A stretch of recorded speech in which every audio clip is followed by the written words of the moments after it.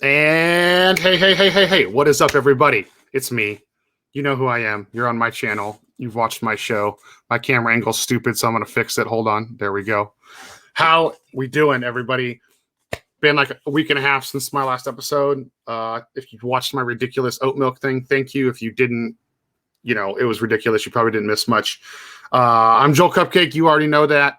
It was my birthday over the weekend. I turned the big fat 3-5. That's why I didn't do an episode last week. I was too busy, celebrating myself because I'm an egotistical maniac. Anyways, thanks for being here.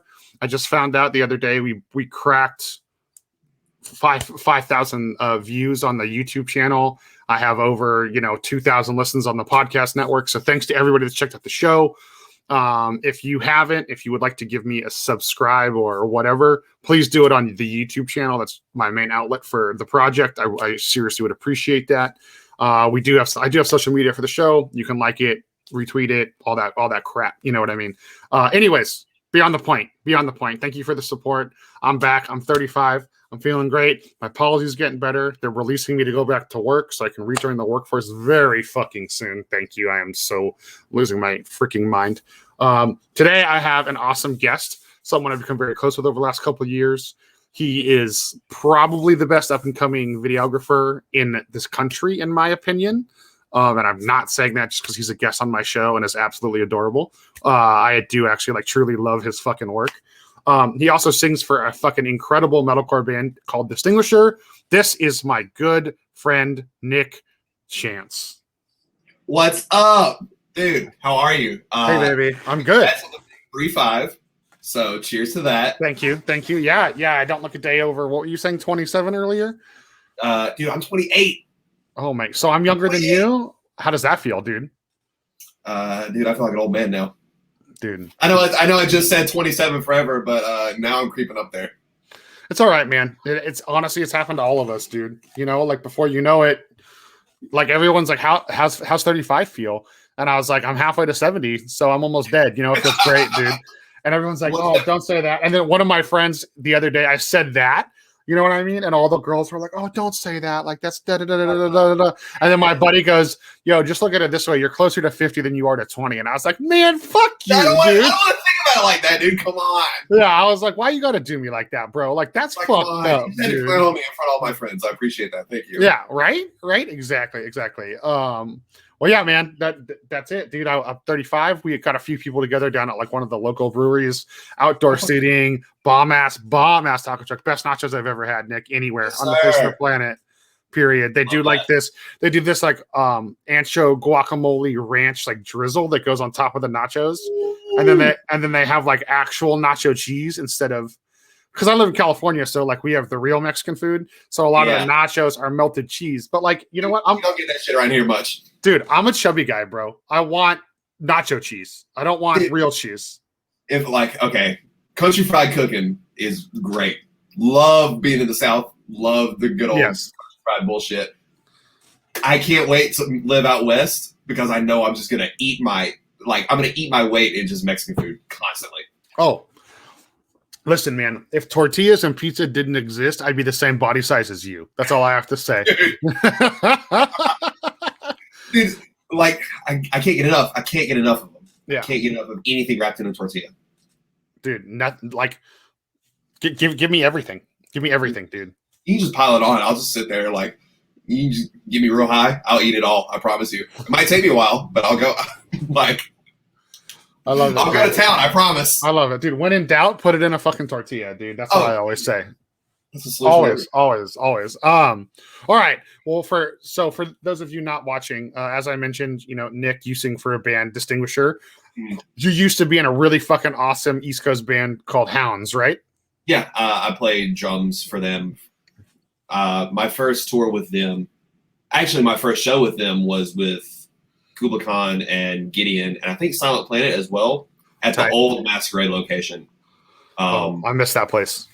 The old location, the new Masquerade is so incredibly sick, and they are doing a phenomenal job with everything, especially with everything starting to come back and everything. It looks like to me they're promoting everything right. Shout out to Jeff Minnick over there because he's just been fucking killing it for them. But the old location, it just holds a special place in my heart. I saw the last Foundation show there. I saw Architects for the first time there. I saw Backtrack for the first time there. My first show with Hounds was there with Kublai Khan and Gideon, I think Silent Planet, back in 2015. And then I did a tour with them for Body Snatchers, I think first East Coast run for the Abandonment EP.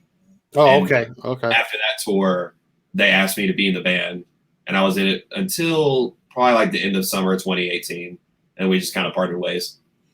It happens. Yeah, dude. So every time I've been to ATL and I've been on tour with the band that plays the Masquerade. I've been there, I think, 3 times total. I only remember one time, of course. You know me. You know me and my tequila. You know what I mean. I don't remember a handful of the last couple of times I was there, so don't feel bad. Perfect, dude. I love that venue. Having 3 different rooms to play in, like no one else. And when you like for example, like we have this place called the Catalyst out here in California. Like the rooms are literally separate parts of the building. Like you walk in the building and go left, and there's the smaller room, the atrium, and then you go deep in, and that's the main room. But like. The Masquerade just had the 3 rooms stacked on top of each other. Like, talk about efficiency. It was so cool. Like, immediately walking in downstairs to the old venue, like, first door on your right was hell, and that was like a 650, 700 cap room. And then, like, a little ways up the stairs to your left was Purgatory. That's a 250 cap room. And then you had the big 1,500 cap room upstairs in Heaven. It was so sick. Now the new compound, it literally wraps around this whole block of like underground Atlanta. Oh, really? Yeah, like they have like this whole section of this, like it looks like an outdoor mall to me, but they literally have access to the entire like complex. It's so cool. That's crazy. I need to look up pictures because I've actually been kind of curious, and now you're over sparking my interest. You know what I mean? I think I've played all 3 rooms in both Masquerade locations. That's so sick. That's honestly like. Coming up, like growing up in the scene, like down here, that was like a bucket list goal for me for the whole Masquerade. And then it just happened to happen like at the new place once I moved in. That's so sick. That's so sick.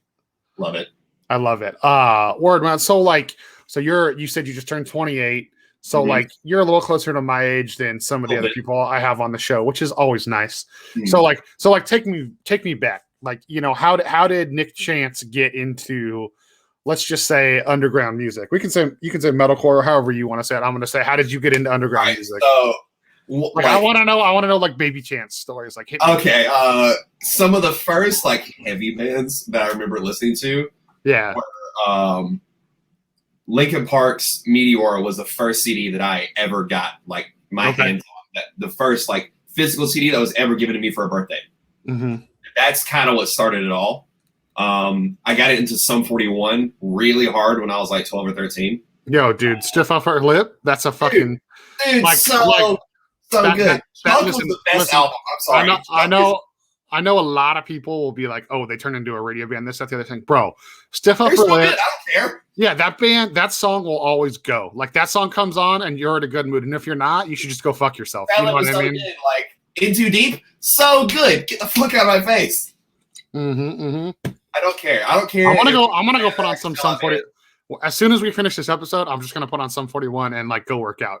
Dude, I 100% Chuck was their best record for me.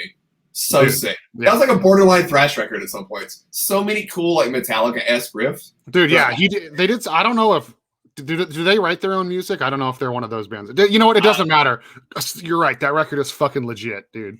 Like, I mean, like they probably have ghostwriters now. I could definitely see it, but then again, I don't know. So yeah, fair. But well, dude, that's okay. So Sum 41. Linkin Park, obviously greatest band of all time, in my opinion. Nickelback, like they had some riffs, dude. Yo. So one of my best friends, Jared. I'll have him on the show at some point in time. A lot of you West Coast folks, you know Jared. He played in this old metalcore band. How metalcore is his name, Nick? You ready? Start the Fire Up. Get the fuck out of here. And they had a keyboard player, of course. Yes. So he stands Nickelback, I think is how the kids say it these days. You know what I mean? Yes. Like, I'm old. Sometimes I'm not. Sometimes, you guys text me and I'm like, what the fuck did you just say to me? What are you talking about? Yeah. So he does. I've actually seen both Nickelback and Puddle of Mud in the same show. No, dude. Oh my God.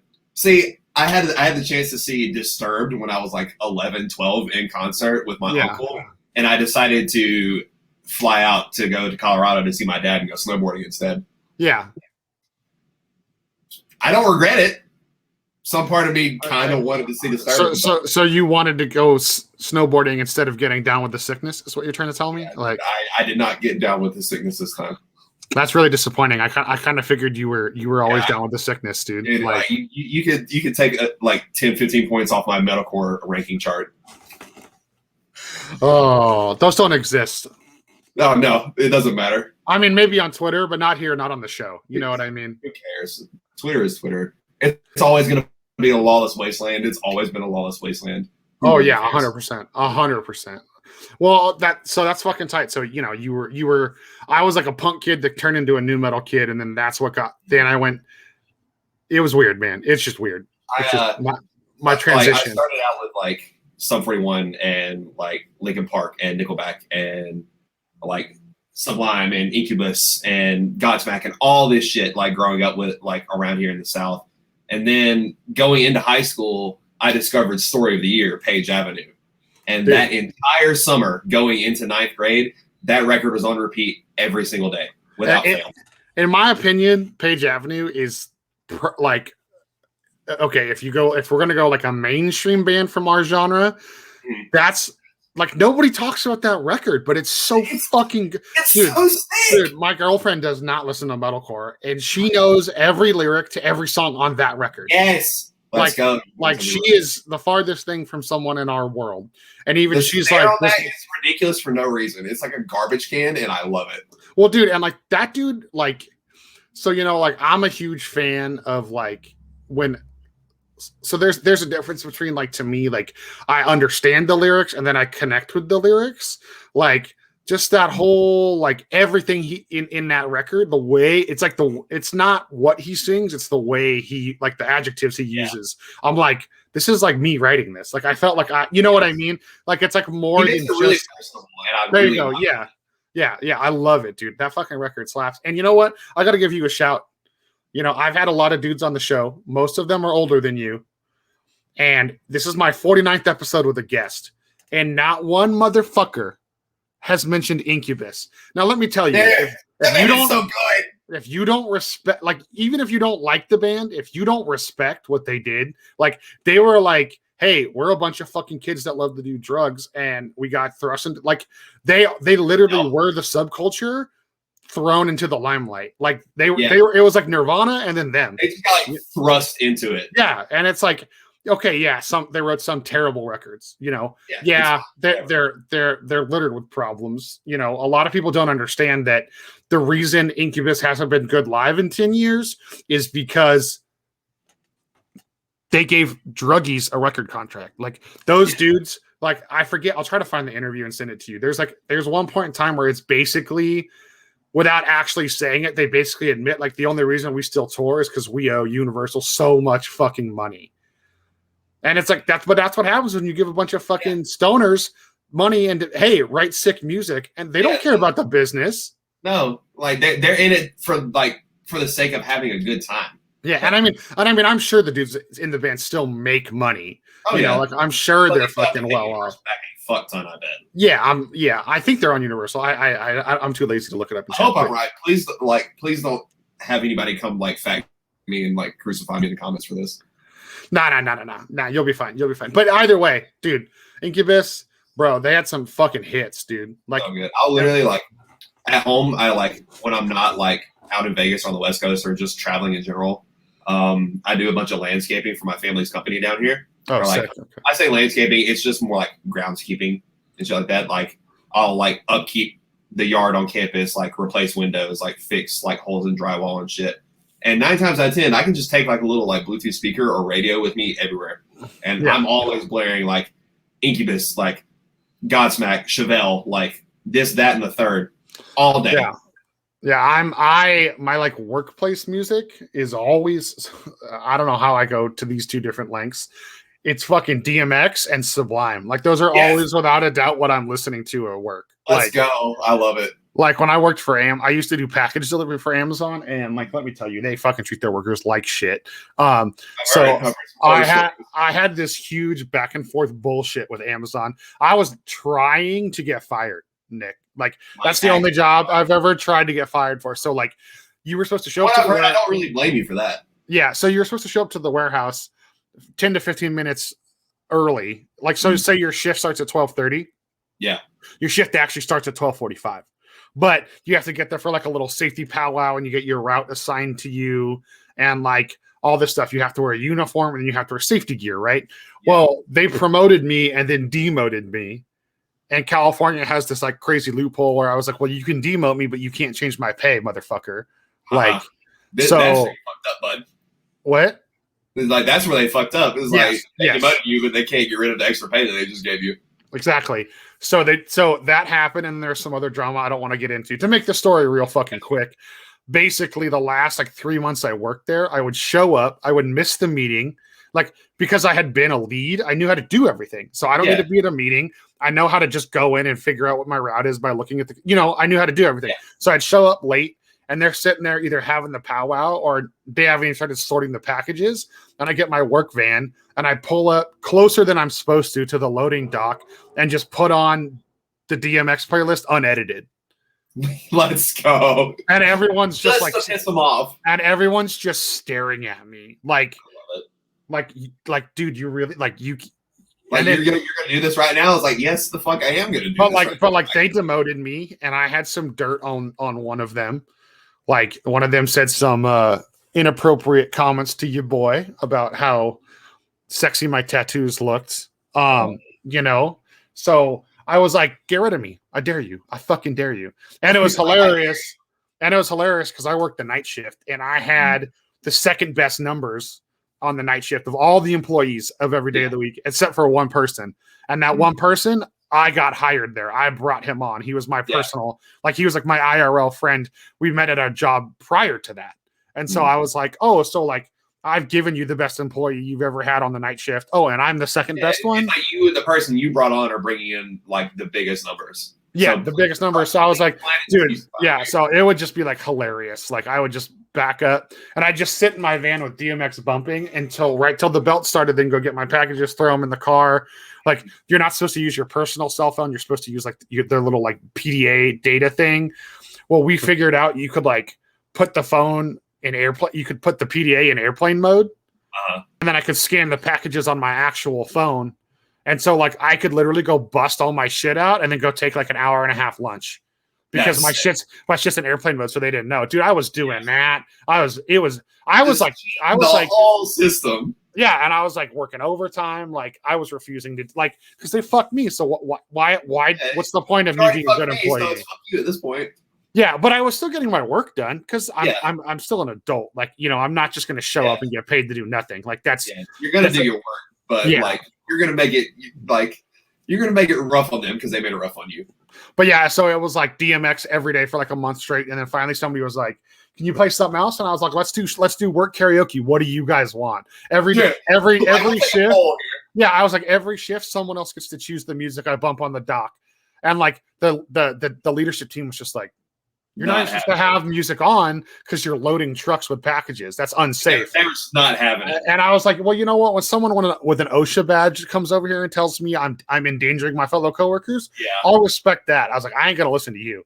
So it got ludicrous, and it was like because we had like we had a bunch of Hispanic people that worked with us. We had a bunch of Black people that worked with us. So if they were like, yo, put this on, I didn't care if it was like gangster rap. I didn't care how hood it was. I didn't care if it was like, like Hispanic music and they're singing about like killing people in Spanish. Like I played it all. Yeah, I played it all. I was like, hey, it's your day. What do you want for like the hour we have to load our vehicles? Dude. Yep. Yeah, but DMX and Sublime were always what I jammed, and then every once in a while I'd throw a little Blink on or a little, some Linkin Park, shake it up a little bit. Yeah, the good shit. But anyways, we got a little off subject. We do that here on the show because I like the sound of my own voice. You know that, so dude, I will talk. Trust me. You know me. Yeah. So how did you go from like that stuff to metalcore, and how did you start like playing music and being involved with music? Okay, so I didn't go to my like first show until like early ninth grade, and I think one of my first shows was actually like a mixed bill with For Today and Whitechapel in a church in the in the middle of nowhere, Alabama. Tight, respect. They had there was this church like maybe 15, 20 minutes from my house that had like a youth program called Interchange, and every Friday night they would have like local or regional bands play for like $5, $10 entry. And cool. I happened to come on one of the days where they got a tour package routed through there, and like all these like straight up Christcore kids with like the swoopy bangs and like the super tight like jeans with like the jelly bands were just whooping ass to For Today and Whitechapel in a church for no reason. I love this is back when like Matty Montgomery was like as skinny as me and like had dreads down to his knees. Yeah, like, I remember. Era For Today, like good shit. Yeah, that's hilarious. There was the next show I went to. There was this one local band called Survive the Flames, and I got so mad because my stepdad threw the shirt away 2 months after I had gotten it because he thought the logo was like really like Satan or something because it was just like one of those like old school like metalcore like jagged logos on the front of the shirt. Yeah, jagged logos. I assume they sounded like Killswitch Engage with a lot of shredding. Oh yeah, absolutely. Like one of my older like classmates in my high school like played guitar for them. I thought it was so sick.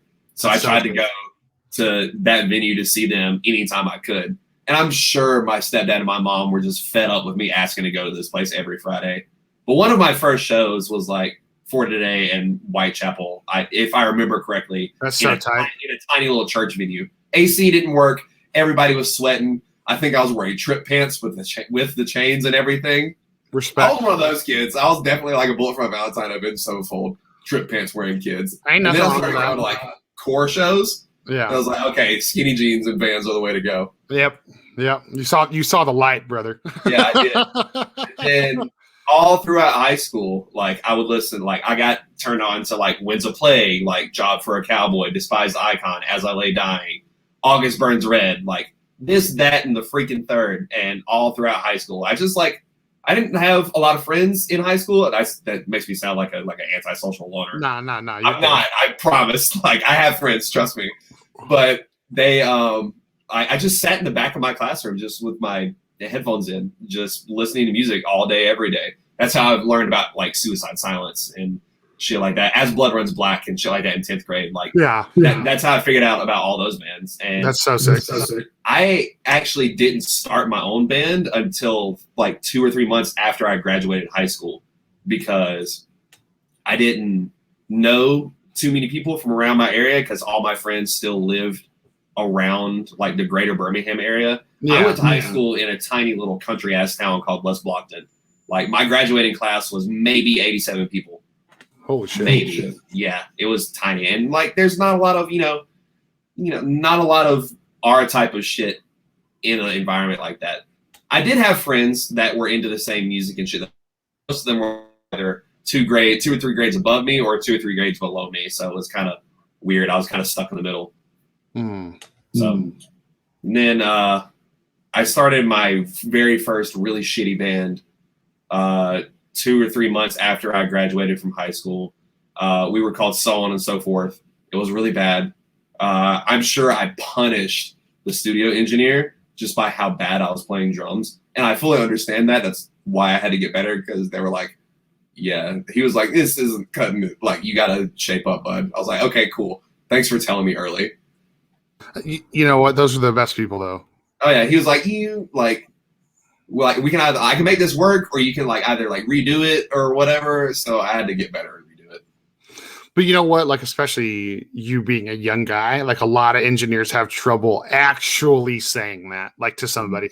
Like, I know. Oh no, he was fed up with me. He was absolutely fed up with me. It was like, hey, go home, get your shit together, and then come back, and then we'll figure this out. And tight. That's how it happened. That's sick. So how did you go from because you sing in Distinguisher now, you know, Yes. how did you go from drumming to being a vocalist? Like, was it one of those, like, let me guess. You just like hopped on stage with a buddy's band and did it one day and you were like, fuck, I like this. And you were good at it. Dude, how did you guess that? I've been around a long time. That's really not far off. Like, I've been around a long time, my friend, and I've seen a lot of things. You know what I mean? I always liked like screaming and like whatever it is. It's screaming, whatever. Fuck it. Who cares? I like screaming and singing. Granted, Bearden is a way better singer than I will ever be, just because that man is an actual powerhouse, and I don't understand where it comes from. And he's an angel. He's a literal angel. He deserves the world. But yeah, I started screaming like when I first got my car and like my own car and everything. So I would just blast like "I the Breather," and again more for today and August Burns Red. Yo, shout out to my boy Sean. Sometimes he checks out the show. Let's go, buddy. Love I the Breather. Thanks for getting me started on this shit, dude. Appreciate it. Love I the Breather, man. I remember seeing I the Breather when I was like 17 at this shitty bar venue in Birmingham called Zydeco. And I actually have a signed I the Breather poster here somewhere. Wait a minute. It's like kind of sort of like an upstairs venue. Yep. Yo, funny story I've ever had. So like I don't do well when I'm high. Like I've said that on the show before. Like I don't do well. So I forget exactly what tour I was on, but My Total My Bread headlined. And I was tour managing one of the support bands. And I'm sitting in the green room. We're just chowing on chicken wings. I'm stunned out of my fucking mind. And the owner of that place runs in and said, you know how Matthew is. He's wild on stage. Yeah. He was trying to hang from the roof. And when he put his hand up to grab like something to hang from, he actually like the ceiling tile. Like I have a funny story about that in just a second. And so he pulled the fucking fire sprinkler through the roof, like the pipe. And so the promoter's like, so this is coming out of the guarantee or what? And I was like, why are you asking me? I was like, first off, why are you asking me? Second off, like, why are your pipes that accessible? Thirdly, you didn't say like, don't punch a hole through the ceiling because it's fragile. And they're like, we have to tell you that. And I'm like, well, I mean, have you ever booked? If it's a problem, then yeah, maybe you should make it known. Yeah. Well, and I'm like, have you ever booked a metalcore band before? Like, do you not realize that like this, like you don't know what's going to fucking happen in the next 45 minutes? I have the perfect story to tell you about that exact same scenario, but way worse. Oh, you know this really tiny band, Asking Alexandria, right? Oh yeah. Tiny, small band. Small band, yes. They were doing their headliner for Stand Up and Scream, I think. Right after they just started hitting fucking big, they were all anybody talked about. So it was them, Emir, and Miss May I, and like two more support bands in Birmingham at Zydeco. Emir was great. Miss May I was sick because I thought Levi was the fucking bee's knees. Like when I was a young kid, I wanted to sound like him. But I went to I watched half of Asking's set. And then I walked outside, and literally as I'm getting to the sidewalk and walking away from the venue, I hear just a bunch of fucking commotion and just a literal riot happening upstairs. And I'm like, what the fuck is going on? So I walk back up to the gate. They won't let anybody in once you leave. But I see everybody just getting pushed out of the venue, and I hear from people saying, Danny just had people jump up into the ceiling and rip all the ceiling tiles and everything down. They ripped out the ceiling tiles. They ripped out the AC ducts. This, that, and the third just destroyed the entire ceiling. Oh my god, dude! Literally, it was. I can't remember what song it was, but Danny was like, "I want to see you all tear this ceiling literally the fuck down," and they did it. Oh my god, I love it, dude. Oh, dude, I felt so bad for that promoter. Felt so bad for him. I've gotten so lucky. I've never had a lot of that stuff happen. The only time I was ever actually scared was we used to have the most insane, illogical venue ever, Nick. Okay, so in south of San Jose, there's this little town called Los Gatos. It's like super bougie, hoity-toity rich people place, yes. Right? So behind the high school there, they built a youth center. Mm. But the building's a V, bro. Like just that? Yeah, so you walked in on like one side of the V, and then you go down, and there's a stage, and then it V's out. So like literally the crowd, like two hallways that intersect. The crowd's basically in like only in one room, and then like the bottom half of the hallway where the V is, right? So weird. But where the V meets, bro, there's a wall. So you have to like walk around it, and that's where like the pool table. There was a pool table, and that's where we did all the merch, right? Mm-hmm. Well, right next to the stage, there's like a fucking like 10-foot by 5-foot window, just huge bay window, no panels, no nothing. So we were no. First off, the window didn't break, so thank God.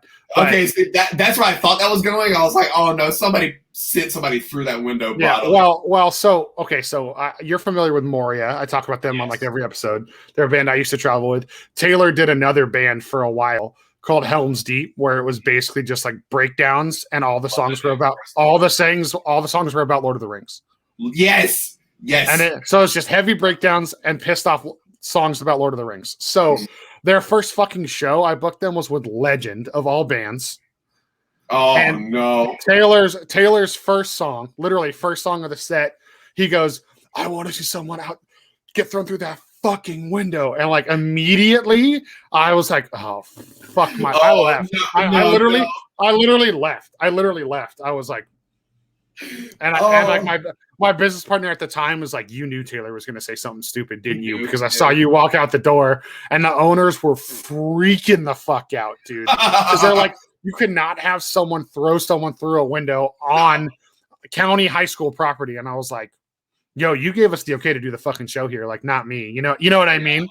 So like, you booked you okayed a metalcore show here, so yeah. Hold on one second. No worries. Okay, not important. Sorry. Yeah, fucking. I've gotten lucky that's never really happened. I love chaos like that. Oh my god. Yeah, I got real lucky, Nick. The first like 5 years I was a promoter, we did shows at this little place called the 418 Project. It was called Project because it was just a fucking room with a hardwood floor that they did dance shows in. Like they did dance recitals, like hippie dance, river dance, all sorts of interpretive dance, right?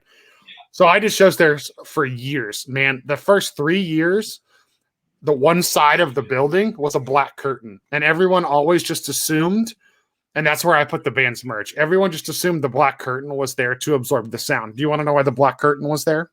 Please tell me. The whole wall was mirrors. No. Yes.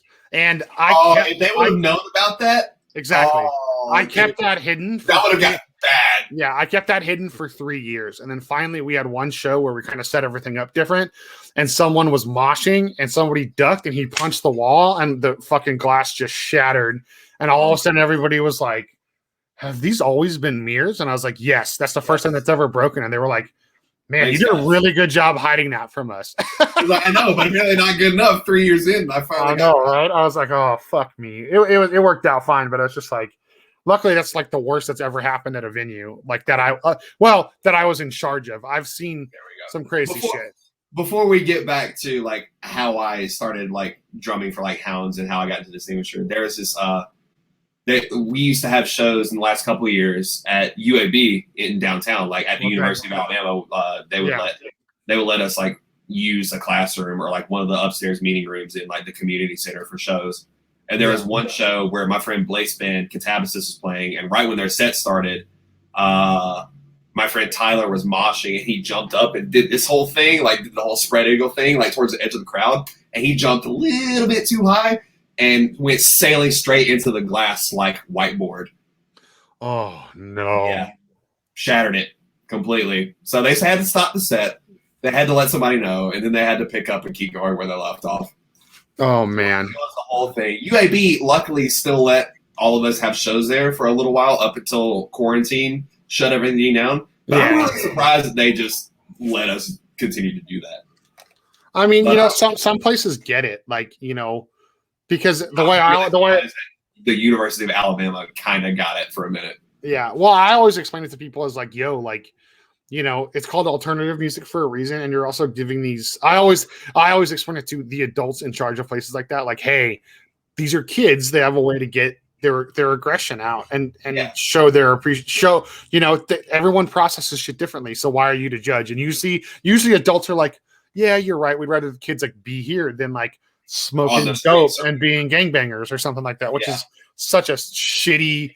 Like all adults always go to that, but you know how it that's is. kind of the go-to. Yeah. So, I hate that it is. I've heard that all my life, and it kind of sucks. It's like I just want young kids coming up in this to just be themselves and to just figure it out at their own pace. Yeah. Oh yeah. Oh yeah. If I didn't figure it out at my own pace, like I wouldn't be an extinguisher. I just kind of did whatever the fuck I wanted to, and I somehow wound up in the laps of the boys, and it's Murder, She Wrote from that point. I love it. But, I love it. Well, how did so you're in okay? So transitioning from high school into that really bad band, so on and so forth, went on to become a different band, not as bad but still pretty bad, called In Shallow Waters. We were just I like that name. It sounds like a MySpace deathcore band. It definitely was. All we were breakdowns. It was sick. To be honest, like it was really cool because all we did was just play breakdowns, and I just beat the shit out of my drum kit, and it was really fun. I stopped doing that, and then Blythe from Kazabas and we had a really like I Killed the Prom Queen inspired metalcore band called Evertheless for a little while. I love that. Dude, honestly, it was so sick. Josh Hardiman, the new vocalist of Sentinels, was actually the vocalist of that band. Oh, okay. Yeah. So it's weird how all of us kind of branched out and started doing more and more stuff. Like is filling in for Orthodox. Like I'm in Distinguisher. Josh is in Sentinels. It's kind of cool to see how this all just kind of comes to fruition over the years.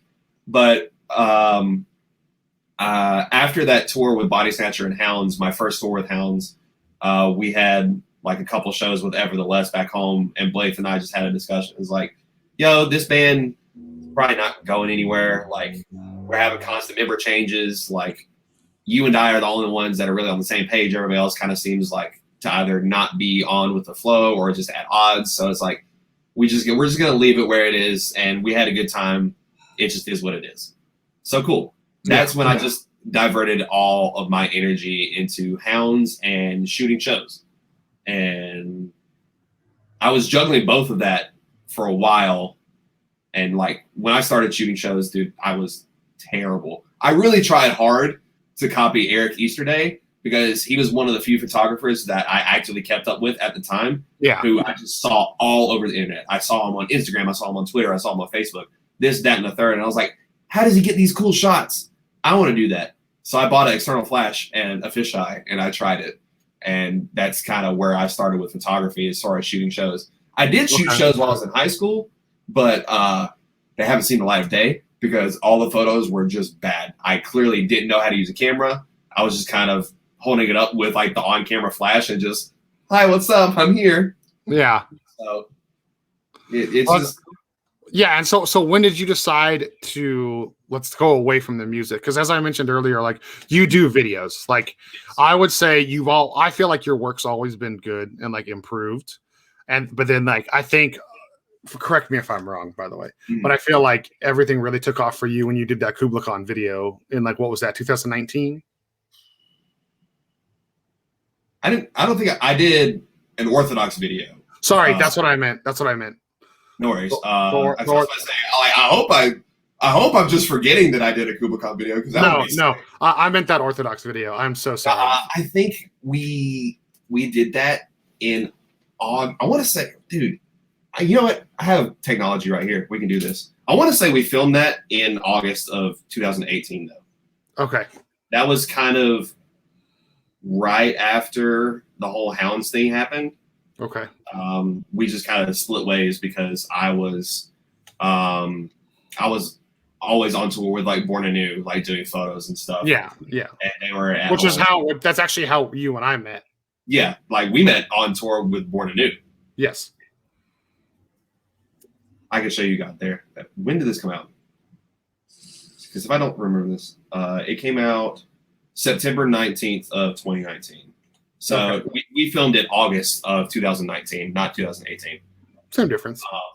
Yeah, but yeah, I feel like that's when other people outside of your direct friend group started to notice your work. Yeah, because I've been doing like show photography, like concert photography, and like show and tour recaps, especially for Born Anew. and other like smaller to like mid-level bands, like starting towards like the middle of 2017.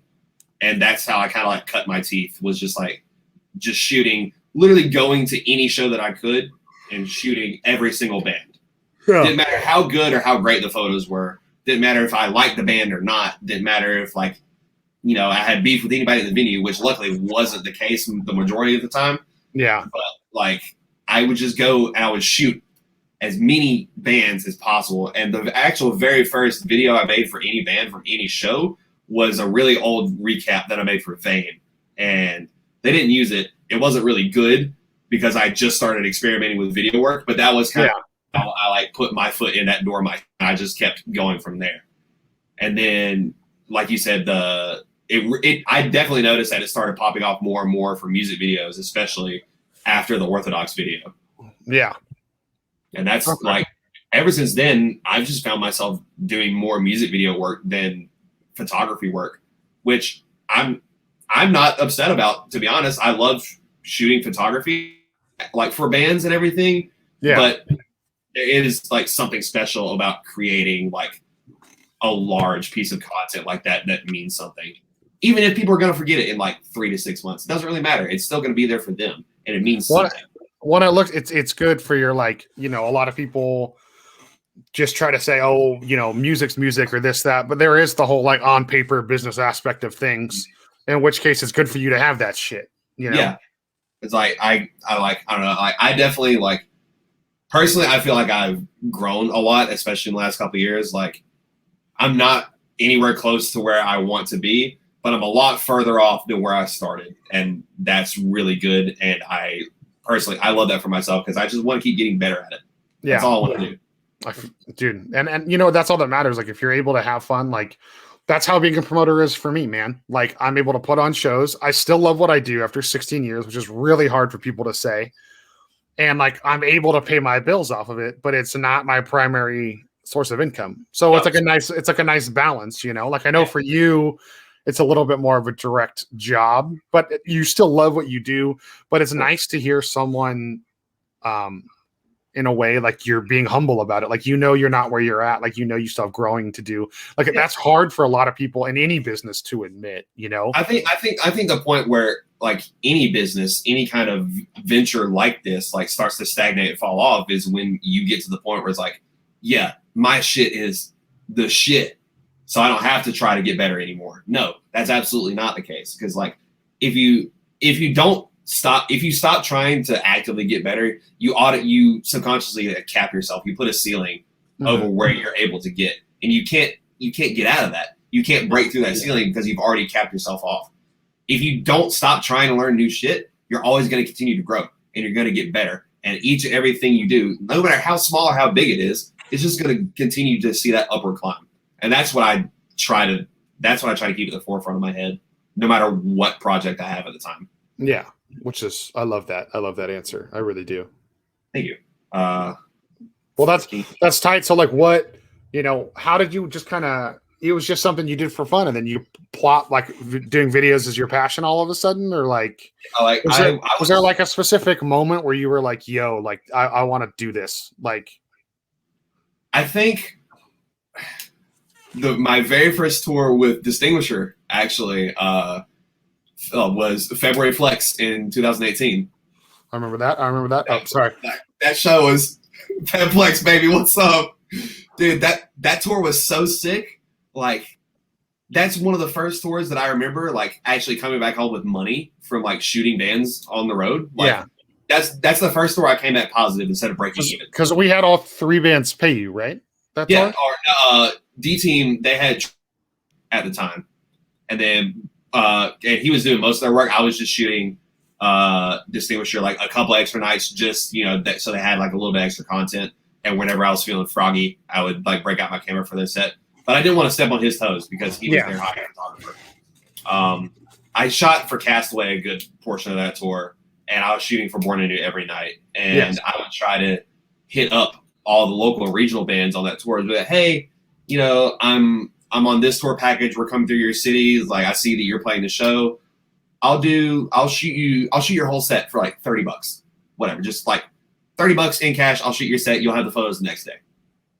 Yeah, just something. And it wasn't like a big chunk of change that I came home with, but it was still more than I would have made just sitting on my ass at home. Yeah, I came out positive instead of just breaking, going negative. And I was like, this is sick. Like, this is really fun. Like, I just enjoyed creating that kind of content on that consistent basis. Yeah. And because of that, I started making more like tour recap videos. And like, I did a ton of those for Born Anew. I'm sure you remember like all the different videos that I was always making and posting like of them, like on like every tour that I did for them. That just kind of grew and matured into wanting to put my foot in the door for music videos. And I shot the first music video I ever shot, again, was like, there's a really big theme here of the first thing I make just being absolutely dog shit awful. But it was for my friend Jesse Clark, and they had a little like indie like dream pop project going, and I shot a music video for them. And it was cool. You know, it is what it is. They had a feature from like one of our like local rapper friends, YB from out here. His name's Young Blood. Yeah. He featured on that song. The music video was it was simply fun just for the sake of being fun, because we had just a bunch of our friends just hanging out in it the whole time. It was really sick. That video was just fun to make, despite whether or not it was like good or whatever. And that just kind of like took off from there. I've done like a couple of different like rap music videos like in and around Birmingham. I did one for this rapper from around here called Water Jr. for his song called Leak back in like 2018, like towards the end of that year. Or I think the very beginning of 2019 is when it came out. But we shot it a couple months beforehand at the end of 2018. And then all of 2019, I was kind of like back and forth to Vegas a lot with Distinguisher. So I couldn't really do as many music videos. I still did some. Yeah. But I noticed that whole market for myself picking up, especially within the last like year and a half. I did the World of Black music video and for Born Anew. And then a couple of weeks before that, I shot this video for this band called Rot Nest out of Tennessee called Whirl. And that was super fun. I really need to get up with them because they have said something about wanting to do another music video for me. I've just been constantly on the go since this year started. So it's which is good. It's great. It's just I feel like my feet are getting away from me at some point. You know what I mean? But I shot their music video. I shot the World of Black music video, and then it just everything like kept going up from there. And like I have seen a huge like ever since the Orthodox video came out, like I have noticed a big uptick in people wanting music videos. So like can't deny it. That one was really sick. It kind of did something. Well, and that's a as far as band. Videos go, that was the one that was like, okay, like I can make this work.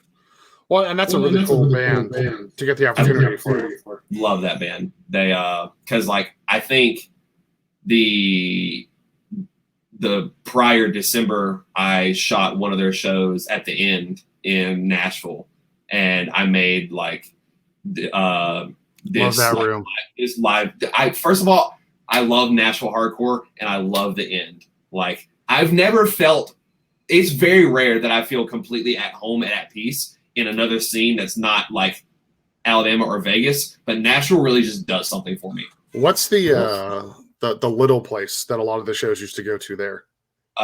They're like the tiny one. I think we're talking about the inn. There was Exit Inn right across the street. Okay, that's like, so I am thinking about the end. It's the porn shop's like right next to it. Yeah. Okay. Yep. Yeah, I've been there. I was on tour there in 2000. I think it was 8 with fucking Acacia Strain and All Shall Perish. Ooh, yes. Talking about that fucking tour. And that fucking little ass room. Dude, Since the Flood was on that, Nick. Oh, dude. When Nate Johnson was singing for them. That tour was so much fun, man. I don't remember most of it because between Nate Johnson and fucking then I knew all the All Shall Perish and Acacia Strain dudes. Mm-hmm. You know, like I was Nate Johnson used to drink a lot. He used to drink a lot.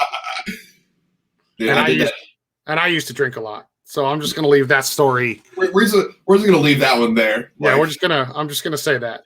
That's fair. That room it's so sick. I've seen some of the craziest sets of my life in that room. I still remember this one I Am Varial's Kublai Khan tour that came through there. At the end, holy shit! My friend Zach. I haven't seen him in like a while. He used to sing. I think he might still sing for that band from Nashville, 30 Nights of Violence. Okay. I saw him like front flip like off the steel railing on the side of the stage, and his boots, boom, right on top of this kid's head, and he just starts like kicking, just like is laying on his back on the stage, just kicking people. But that actually, I will say, I was like, oh my god, somebody's gonna get hurt. Somebody got hurt at that show. Fun fact. I will say, oh man, why is my hold on. My shit keeps echoing. There we go. I fixed it. I will say that venue is the first place outside of the West Coast I actually saw someone headwalk. But because of how small that room is, it's fucking terrifying, dude. It's so terrifying. Like there have been several moments where I've been like, I'm gonna get rocked in the fucking mouth, or my camera is just gonna get shattered. And I have had moments where my camera has been kicked out of my hand, like across the stage at that venue. Good thing it was my old one. Fair. Oh man, but no, people will headwalk. They will just do the most at that venue because they can, and it's so sick. I really just think Nashville hardcore doesn't give a fuck, and I love it. I love it, dude. I love it. It's so cool, and like all of the friends that I've made up in and around Nashville they're some of the sweetest people I've ever met in my life. Love them. So yeah, I think Orthodox like initially because I'd known them for a really long time since prior to their split with Breaking Wheel, which I don't even think you can find on like Spotify or streaming shit anymore. Mm-hmm. I've been seeing them like at shows and shit since I was like coming up like fresh out of high school and shit. And then after that show, a couple months later, Adam was like reaching out to me. He's like keeping in contact. He's like, yo, like, would you be down to potentially like do a music video for us like in a little while, like for one or two of our new songs. And then that's when me and my friend Cam, who's pretty much Orthodox's designated photographer for touring, we went and shot the music videos for I Can Show You God and Let It Take Its Course. Yeah. So that's so sick. That's kind of how that came to fruition. That's so rad. Well, fucking, damn, we've been chatting for a minute, Nick. I just looked at the time. I think we kind of got off the initial like music topic once we started the whole like photography and video thing. Yeah. But, like I said, if you get me going, I'll keep talking. I promise. I know. Well, let's you know, part of the reason I like to do the show is I like to be a little informative as well on the channel. So like, what's a piece of advice you can give to somebody that's trying to break out to be a photographer or like a videographer or a filmmaker or whatever the term, I forget. I never know, you know, some people like to refer to themselves as a certain way. You know what I mean? Like what's some advice you could give to somebody looking to like get into concert photography or, you know, making music videos for bands? Don't stress too much if you don't have all like the high end name brand gear.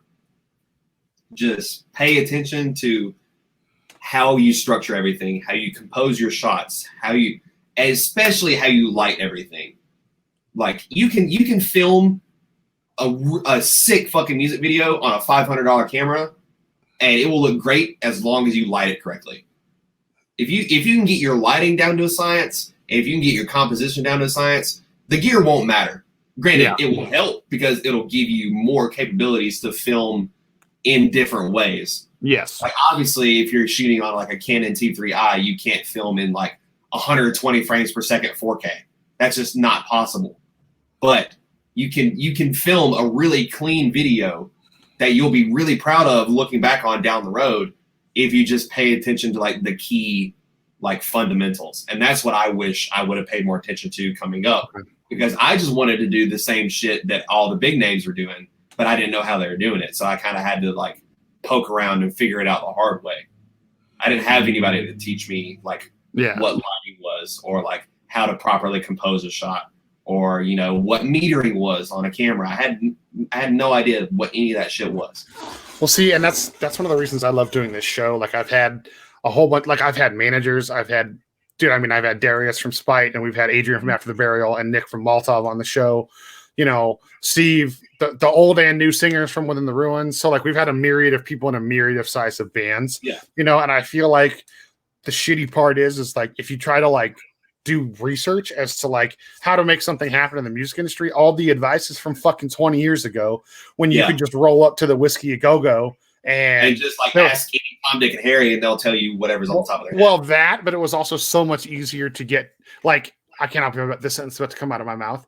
It was your chances of getting discovered before MySpace, I think, were actually higher than they are now, because you had the hubs, like, you know, you had, you know, basically like at the Atlanta, like the Boardwalk Empire, not to sound cheesy, you know, and then you had Jersey, New York scene, then you had Chicago, and then you had LA, you know, and then like Pacific Northwest, and each area had their promoters and their label people, and they all hung out at the same motherfucking places. So you knew as a band to try to get the always at the same places at the same time. That's my point. So you knew as a band, okay, all I need to do is get a show here, and I can get discovered. Boom, easy. Yeah, it just takes one good night at a specific place, and it was like not a done deal, but your foot was already in that door heavily. Exactly. And it's not that easy anymore. You know what I mean? So one of the reasons feels like there's a bigger sense of the grind nowadays. Yeah. Well, the grind, and everything is all about teams and hand holding and fucking you know, like just who's kissing who, and who's holding, who's in bed with who, and it's like it should just be about the music and finding, like, I love, like, you know, like, yes, that's the whole reason I started working with Distinguisher. And that, like those years ago, before you were even in the band, like, because that band was amazing, and they fucking were like, yo, we've had a shit run of managers, all this stuff. They showed me their music.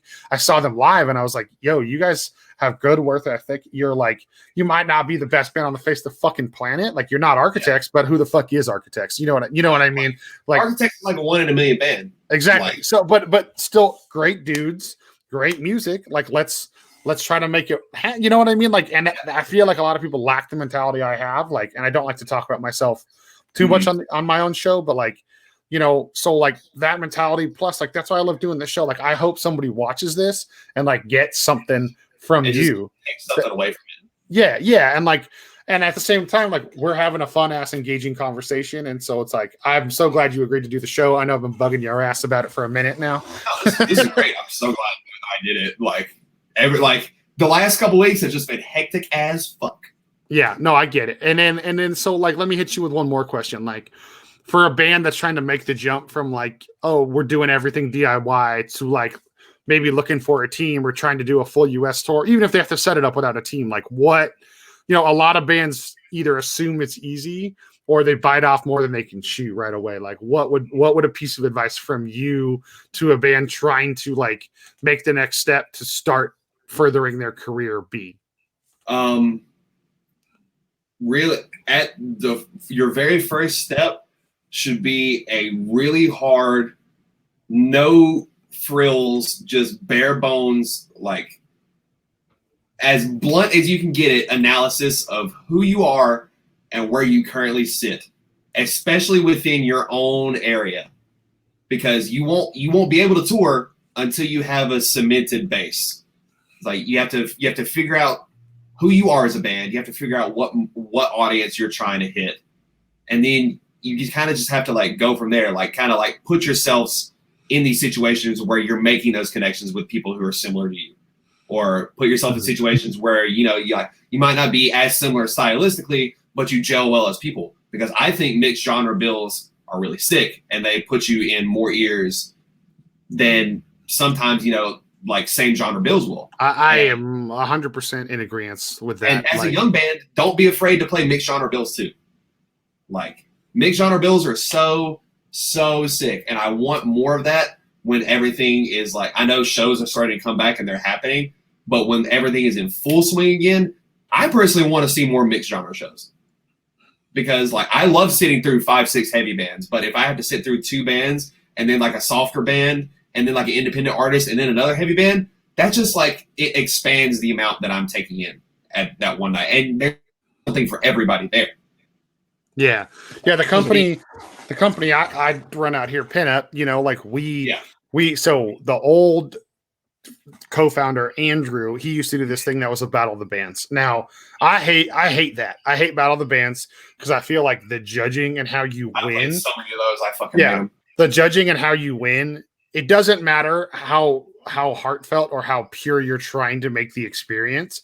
You're always pissing someone off or breaking someone's heart. Always. And I hate doing that to bands and kids or even fucking grown-ass men, you know? Yeah. So, but the one thing that doesn't matter how old you are, it still just sucks having that happen. Exactly. So, but the one thing I liked about it is like, so the prelim shows were like that. Like we would have like 2 deathcore bands, 2 like emo bands, and then like 2 punk bands, or like, you know, the mixed genre bills were so different. And then like, you know, next thing I know, I'm seeing, you know, you're familiar with Demon and Me. Like I'm seeing the singer of Demon and Me wearing an Atheist shirt during his set. Like, because we found this really intriguing way to do the voting where you got 2 votes. So you got 1 vote on your card that you turned in, you got a vote, and then you got a secondary vote. Because that way, in case the person you voted for didn't make it, your vote still counted somewhere. We thought it was a cool idea at the time. Your voice still matters even if the person that you picked doesn't win. Exactly. So, but the really cool byproduct we saw of that was like the metal kids and the fucking indie kids and the pop punk kids and the alt rock kids and the fucking punk kids. All the bands were forced to interact, and then their fans were like, oh, that's still a cool group of dudes or girls or whatever. Yeah. Even though they don't listen to the same music we do. And like, even though I hated those motherfucking battle of the bands, that was the strongest the scene ever was for me because everybody supported each other because they were like, oh, yo, you don't like metal, but I like you. So we can be friends. We can support each other. Fuck it. Who cares? You know? Yeah, and so I think that's how it should be, to be honest. Like, whole, like genre elitism, like kind of like it's never made a lot of sense to me because like some of my best friends don't listen to my fucking band at all. Couldn't care less for fucking metal music. Well, dude, like I said before, before we started this show, like I told you, like I've had so many people I consider good friends on my YouTube channel, and most of them have never watched a single episode of the show. I don't fucking care. Like, especially anybody that knows me well, you hear me talk all the motherfucking time anyways. So why are you going to go to a YouTube channel and hear me motherfucking talk some more? You know, I get it, dude. I ain't stupid. You know what I mean? Like, and I'm not offended by it neither, you know? No. So yeah, I mean, you and I, we're on the same page. We're on the same page. It's just like that kind of like cross genre, like representation, like seeing like an indie ska band wearing like a stupid deathcore t-shirt, or like seeing a really hyped deathcore band wear like a pop punk t-shirt. Like that shit kind of does more than you think it will. Like, and I love, so I found out right under my nose, it's still happening and I didn't know it. So I just worked a show on Sunday. I don't know if you saw my pictures. I worked a show for Tribal Seeds and Pacific Roots, two reggae ska bands. I bet that was sick. I saw the photos. That was sick. It was very sick. The venue's outdoors in like the redwoods up in the mountains. Gorgeous ass setting, bro. Perfect. And it's weird. They set up this whole thing. Like, have you heard of the pod system? Do you know what that is? I think so, yeah. So like basically you know, here's the stage. Here's the first row of pods. Mm-hmm. And you can only buy tickets in groups in 2 or 6. Okay. And then every pod is divided from the next pod, and then there's 6 feet of space in the aisle, and then another row of pods. Okay. So on 2 sides of you, you're 6 feet away from the next pod, and on your left or right, you know, they have their operating clearance and you have yours. Mm-hmm. And so we're able to do at this place I'm working now, we're able to do 700 tickets. Still broken down like that. You know what I mean? But that's sick. It's still feasible. Yeah. So long story short, I'm sitting there, I'm working. Justin, who you may or may not have met, he works with me at Pinup. Him and I are both working out there for the summer and shit. And he's talking to me after the show, and he's like, "Oh, I talked to some of those dudes in Pacific Roots. They're from our area. They were the opener for Tribal Seeds." And like, he's like, "Yo, they bought tickets to Turnstile." And I was like, "What?" Like, because we just announced that Turnstile show that sold out in like a day. You know what I mean? And they were like, "Yeah, they grew up going to the punk shows at the Vets Hall. Now that the Vets Hall's back, two of them love Turnstile and they want to support, so they bought tickets." I was like, that "Why didn't that Turnstile song is good, by the way?" Yes, it is. It's fucking a banger. And so, well, I looked at him and I go, like, you know, I understand the industry, and I understand also the struggle being in a band is, you know. So usually, like in that situation, I would have been like, "Dog, if they just hit me up, I would have just let them in." And he goes, "No, I told them that, and they said no. We wanted to support the scene because we're supporting live music, period, and it doesn't matter the type of music." And I was like, "Man, why the fuck can't more people have that?" Like, you know, these guys are a motherfucking reggae band buying tickets to a punk hardcore show and saying everybody should just support each other because we're all from the same area code. Like, where did that go? Where did that go in the scene? You know, I wish more people were like that. I had a friend of mine hit me up and vent to me the other day because they were like, "I'm getting offers for like shows and shit in my inbox, and I just had like 2 people from around my town hit me up and be like, 'Hey, can you put me on guest list?' No, fucker. First of all, the shows are 7 months out. You can get fucked. 2, like, if you don't have for a ticket after like a year and a half of not going to a show, like, why? Dude, woo! I don't blame them for getting heated because I kind of got heated for them. Is like,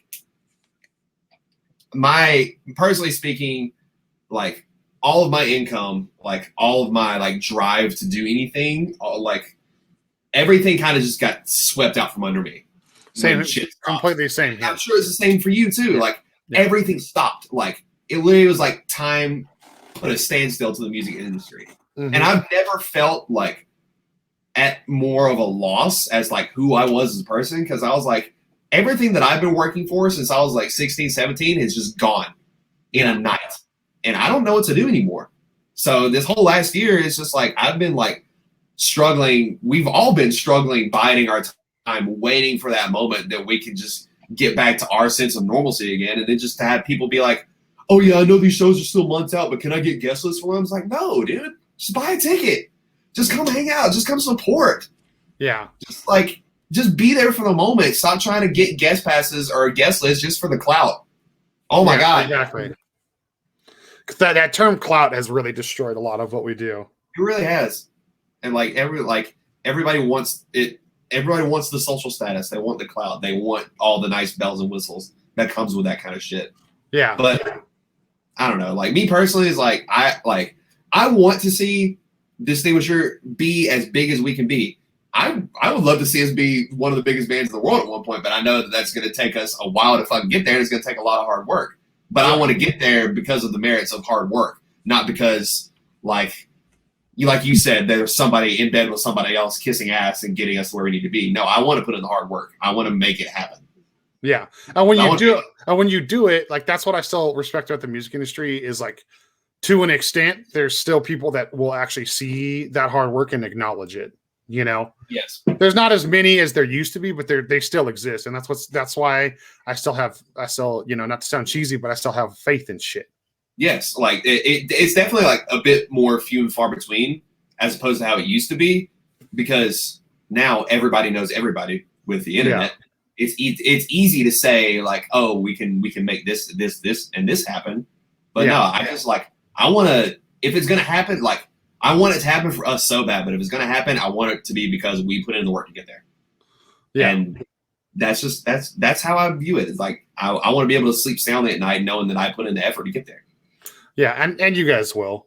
Like I know you dudes will. You know what I mean? So, well, anyways, okay, we've been rambling on. I try to not make the show too much longer than this. Mm-hmm. So it's question time, Nick. It's all right, cool. You never watched the show, so you don't know what I'm about to fucking ask you. So I'm stoked. Let's get the real simple one out of the way. What's your favorite color? Red. Perfect. Sick. Love it. Okay. Next question. Food. Oh, so what's your favorite food, period? And then what is your favorite? Anything wrapped in a tortilla. Okay, fair. Now, what's your favorite food that you cannot get at home? Like, what's your favorite place to eat on tour, basically, is what I'm trying to ask you. Ooh, you can give me more than one if it's hard to decide. Okay, I can't get In-N-Out here because, I live in Alabama currently. Right. They don't exist. I can get Cookout, though. They do have a Cookout 25 minutes from me now. So you best believe your boy's been there several times. I love that. But no, I can't get In-N-Out where I am. So I go to fucking In-N-Out whenever I'm on the West Coast as often as I can. I feel like a fat fuck every time, but I don't care. Sit down, I can never, I can't find any good Korean barbecue spots around me. So I always try to go get Korean barbecue with the boys when I'm in Vegas. That makes sense. That's my dominant food group right now is like Korean barbecue or in California, they're very try to be ahead of the curve. So everything is just called like Pacific fusion food. That's what they call it. Like it's like a mix of Korean barbecue, Hawaiian food, Samoan food, like Thai, like a little bit of Thai and Vietnamese stuff. I've been exposed to Hawaiian food a little bit more recently, and I gotta say that shit goes in. It's sick, dude. Hawaiian food is. If I had to choose something that wasn't a specific meal, hey, if I had to choose one type of food to eat till I died, it would be Hawaiian food. Yeah. I was on a podcast last night and they literally were like, what's your favorite thing to eat? Not here. Like if you had to be stuck somewhere with a dish forever. And I was like, bro, abandon me on the island of Hawaii and let me just eat Loco Moco all day, every day. Do you know what Loco Moco is? Have you had that yet? No, I haven't. No? Bro. No, I've had spam Masubi's, but I haven't had Loco Moco. First off, Loco Moco is without a doubt, and you've seen me party, without a doubt, the best hangover food in the world. Yeah, I've seen you party, so that's a lot. So it's a bed of rice, and then it's grilled Hawaiian beef in a patty. It's like a hamburger patty, but it's like, it's supposed to be like the good, the grass-fed beef. You put that over steamed Hawaiian white rice. Then you put, a fucking a sunny side up egg on the top, and then you cover it. And then usually people put cheese between the patty and the egg, and then you cover it in fucking gravy, Nick. Now you're talking dirty to me, dude. Yes. It's so good. It's like I love it. My fucking thing, dude. It is my fucking thing. Anyways, okay. So I love that Korean barbecue. Okay, so we got that out of the question. This is the I don't have a lot of East Coasters on the show, so this is usually the heated issue when we get East Coasters on the show. All right. Okay. Are you Team Sheets or Team Wawa? Dude, I feel like Born Anew is going to crucify me if I answer this wrong. That's all right. Pender, turn it off if you're watching. Yeah, especially Toast, because he's going to try and fucking flame me forever. Oh, of course. He always does, bro. He always does. I kind of I'm going to have to say Wawa. Okay. I'm going to have to say Wawa. So I'm a Sheets person. That's fair. And they're both really good. Did Born Anew ever tell you the joke when I told them they were fired? They told me one day that they would rather eat Denny's than Sheets. And I literally said, you're fired. You're off the fucking roster. I don't manage you anymore. Oh, my fucking God. Oh, my God. Yo, Denny's be hitting, though, sometimes. I'm not gonna lie. Okay. Like, there's sometimes, like, some of the things there are fucking good. For example, I'll give you skillets? Great. Skillets are good. I'll give you a little. As a fat man, we have life hacks. I don't know if you skinny. I don't know if you skinny folk know that. You know what I mean? Come on. So I grew up in the South. Okay, fair. You go to Denny's and you get the zesty nachos, and you ask them to replace the chips with seasoned fries. Woo, dude! A lot of people don't realize that zesty loaded fries. Ooh. Yes. Another, and I'll give you this one for free because I know you're my boy and you love Waffle House as much as I do. Yes, sir. So Waffle House is a Waffle Home. Oh fuck, I love you. I'd kiss you right now if you were in the room with me. Waffle House. Sometimes you can get a real big sweetheart as your waitress. I've only had this happen to me twice, Nick. They volunteered. They grilled the bacon, and they diced it up and put it in the waffle for me. Yo, you gotta have you gotta have one of those waitresses that is either having a great fucking day or doesn't give a fuck to do that for you. Well, so like, you know, and so I understand that it can be, you know, sexist and it's very assumptive to call everybody like sweetie, darling, all that stuff. I get that. Okay. Yeah.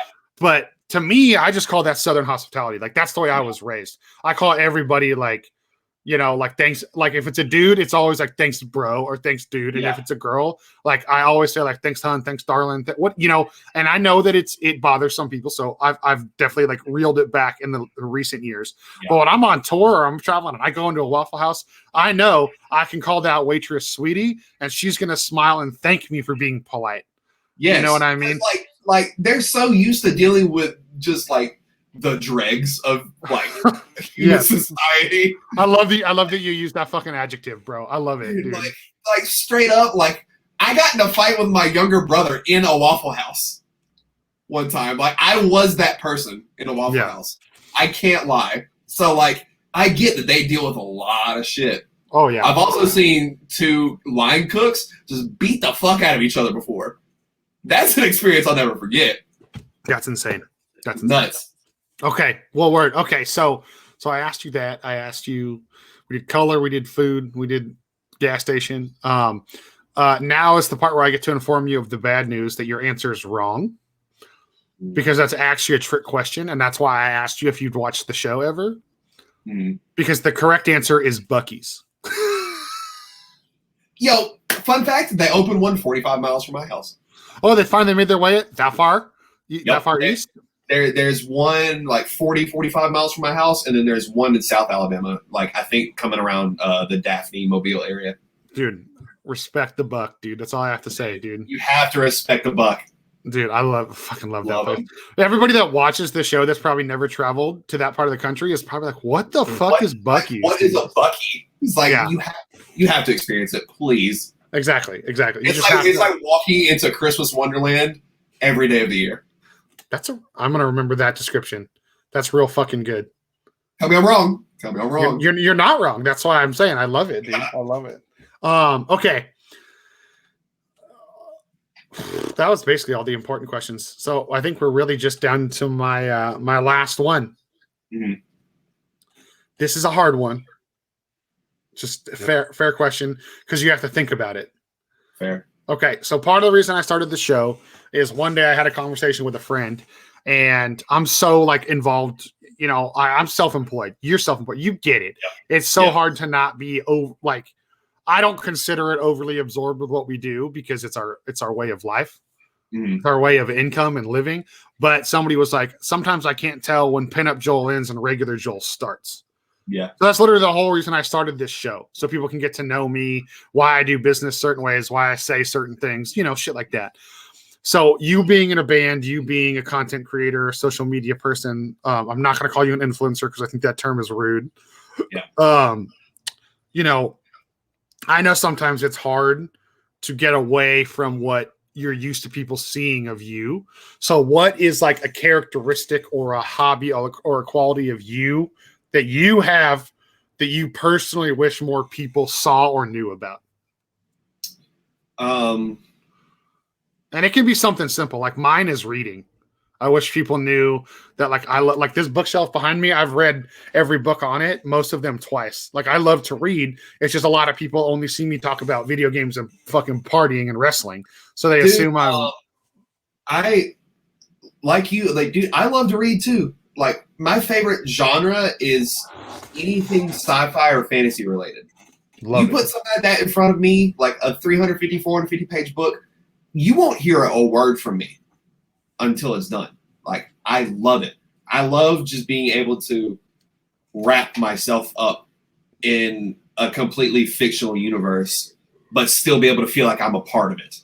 Yes. It's so sick. I love just being lost in like a literary universe.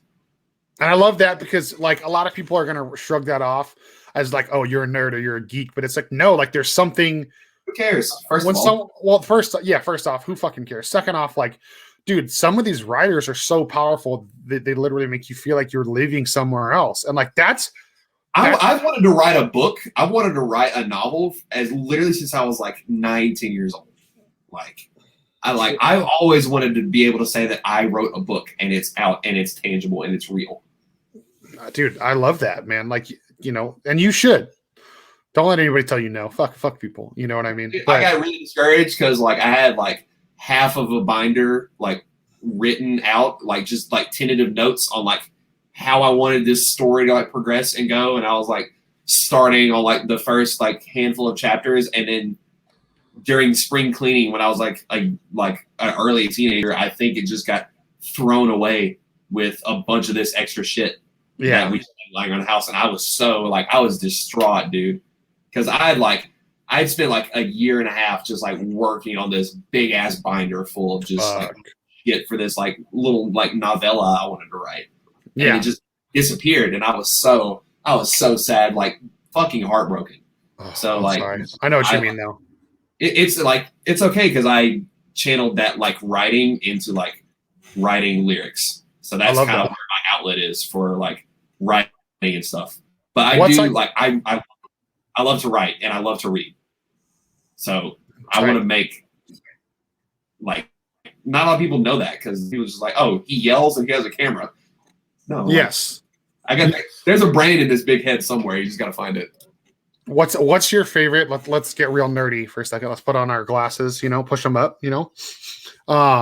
What is your favorite like fantasy world or like book series that you've ever read? Or like, it doesn't have to be your favorite, but like what's one that you enjoyed a lot? That's a good one. And I'm going to go ahead and rank a few of them. Number one, arguably, is the entire Star Wars universe. Everything from the movies to the video games to the novels, all the way into the expanded universe like stuff that is technically not canon or doesn't exist anymore. Which is so stupid. I have so many like New Republic novels from that era of like the 90s and early 2000s. It's not even, I can make a whole bookshelf out of it at this point. Do you want, you know, you're the only person that's ever actively talked to me about this stuff. Do you want to know who my favorite Star Wars character is of all time because of the book series? Please tell me. Grand Admiral Thrawn. Yes! Let's go! Dude, that 3-book series about him when he comes back from the unknown region and he has like a whole legion of the Empire. Like an army, like a literal legion. It's insane. Dude, I was like, fuck. Like, I believe that series, a couple of those series were written by Timothy Zahn. I think Timothy Zahn is an incredible author. I love him. Yeah, so like, dude. He also wrote a bunch of like the Yuuzhan Vong arc when that alien race from outside the edge of the galaxy invaded. Funny story, I stopped reading the expanded universe because of that series. And do you want to know why? Why? When he fucking killed Chewbacca, I stopped reading. Like I was reading that. I remember being like in high school when I was reading that. And like you see from across the room one tiny little tear just trickle down my face. Because I got to the part where Chewie died, and I was like, I have to put this down. Dude, like, and I mean, okay, to be fair, for those of you... How badass is it that you get killed by a fucking moon, though? I was going to say, to be fair, those of you watching or listening, he gets crushed by a fucking moon, allowing Han and some survivors to escape. It was Han, I think, 2 of his kids.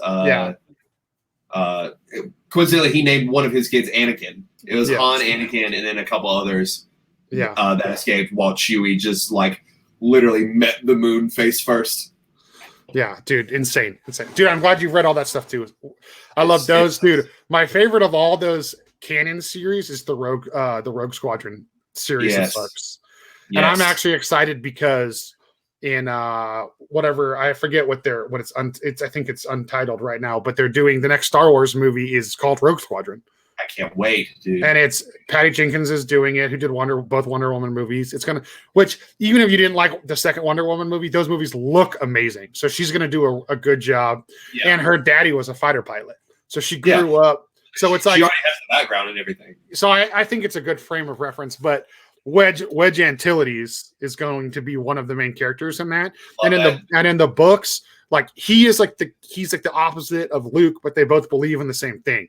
So like that, like I love it. I fucking love it. Their whole dynamic is so cool. I love like Luke and Wedge's dynamic working together. Like yes, because at two separate points, they've both been commander of Rogue Squadron. And exactly. There's a huge difference in between their individual styles of command, but they both get the job done, and they're both fighting for the same thing. And it's so sick to see how it all fleshes out. Dude, exactly. Fuck, man, I love you. I'm so glad we talked about that. Dude, me too. We could have a separate call about this that just goes into all hours of the day and night, because I can talk about this shit until the cows come home. That's the most Southern thing I've ever said. You can quote me on it. I love it. But another one of my favorite fictional universes that I got absorbed in when I was growing up was the Artemis Fowl universe. Like that whole book series. It's about this kid from Ireland who is a literal super genius, and he takes that genius and becomes a crime overlord, a crime boss. And he learns that like fairies and gnomes and dwarves and centaurs and the fae are like real, and they live underneath the crust of the earth in like technologically advanced like super cities. And there's a whole book series on how he navigates that and being like a underground crime boss at the age of like 13. I need to check that out. It's super sick. They made a movie adaptation of the first one a couple years ago for Disney, and I think it flopped because it was just not good. Yeah. But the books, they're great. Love them. 10 out of 10. Yeah, see, my other series other than Star Wars, like I'm obviously like a huge Lord of the Rings nut. Mm-hmm. Like, and I've read the Silmarillion, the Hobbit. I own copies of everything. But besides that's a pretty standard answer. I love the Ender's Game books. Ooh. That whole universe. Have you read them all? I haven't read them all. So I read like the first few. Yeah, there's I think that they've come out with books 4 and 5, and I know I've read 1, 2, and 3, and I think I might have read 4. But like, man, I had to buy a second copy of Ender's Game. I read that book so much as a kid. Like I read it over and over and over and over. So I have to check that out because I haven't done much research into that. Once you get to like the second and third book, it's not just about him. It's also about like the other characters, and you see why the world is the way there is, why they're fighting the bugs, all of it. And then it's like it makes Ender's Game make way more sense when you see the auxiliary. I'm such a sucker for good world building. I love that. If you can craft a fictional universe like really well and make you to the point where it makes you feel like you're of that world, I'm immediately a fan. Love it. Agreed. Another, like my third literary series that I was really into for a while was the Aragon series, which Aragon is literally just dragon with an E. I don't know if anybody knows that. He just changed the letter. I've actually read, I think, all of the books.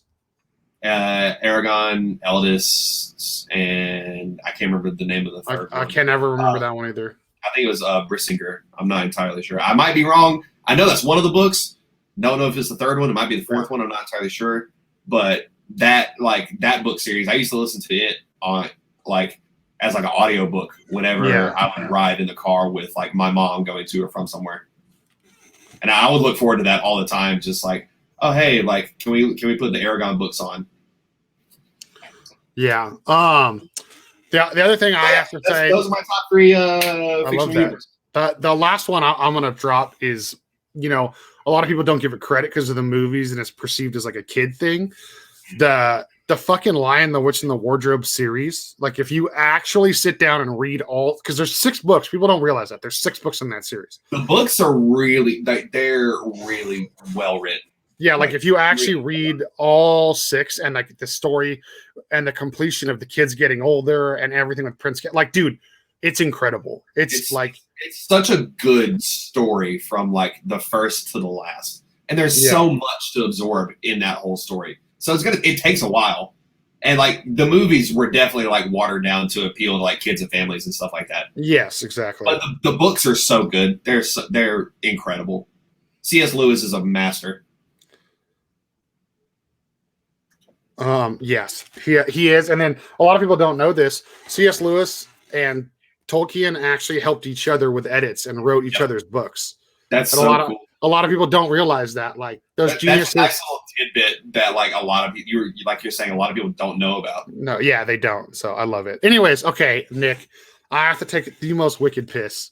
I appreciate you being on the show. How can everybody how can everybody find your work and you and the band? All this stuff will be, if anybody misses what Nick says, down on here. After you go click subscribe, right underneath that, there's going to be a button that says subscribe, and then you click it and you scroll down more, and I'll have all of Nick's links, the band, his photography and video work, everything. All right, so you can keep up with me. My Twitter is NickChance_. My personal Instagram is just LedXLungs. My work Instagram for my photography and videography is Chance X Visuals. I have a Chance Visuals Facebook page. I have a website as well, www.chancevisuals.com. Really proud of that. I just bought the domain name recently. And respect. Feels nice. Feels good, man. Yeah, it does. It does. So yeah, like all of my photo video work on the internet goes under the Chance Visuals moniker. So you can search that. You can find me just about anywhere. Okay. Distinguisher, all of our social media is Distinguisher_. Yes. So yeah, you can just find us on Facebook, Twitter, Instagram, TikTok. Everything is Distinguisher_. Fuck yeah! All right, everybody. Thanks for listening to Nick and I chat. Another episode of Joel Cupcake Live in the books. Nick, thanks for being my fucking guest, dude. Also, I know you just cut off. I know you just cut off all your hair, and I fucking love the red, dude. It's so sick, dude. I dig it. Dude, it's so sick, isn't it? I love it. It did, and it's like when I saw that you shaved or buzzed your hair, I was like, "What the fuck is he doing?" And then you dyed it, and I was like, "All right, sick." Dude, like I had to do something. Like I dyed it just in time for our next music video, which is coming sometime this summer. So that's something really great to look forward to. Yeah, dude. Can't wait to edit that motherfucker. I'm ready to see it. You better send it to me. Oh, dude, I'll send you the first pass once I get it done. Okay, good. All right, everybody, follow Nick on the internet. Check out Distinguisher. Check out his video work. You know who the fuck I am. You don't need to follow me unless you want to. Please subscribe. Oh, thanks, baby. You should subscribe to the show, please. I would appreciate it. We'll see you next week with another episode. I don't know if it'll be a guest. Might be a health update. Been 2 months since I let you guys know what's going on with my Bell's palsy. So who knows? Anyways, I'm out. Bye.